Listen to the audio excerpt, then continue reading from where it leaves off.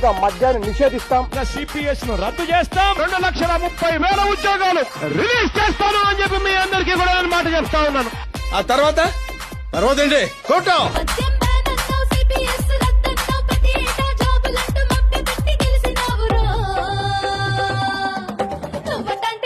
Psycho కాదు మావా.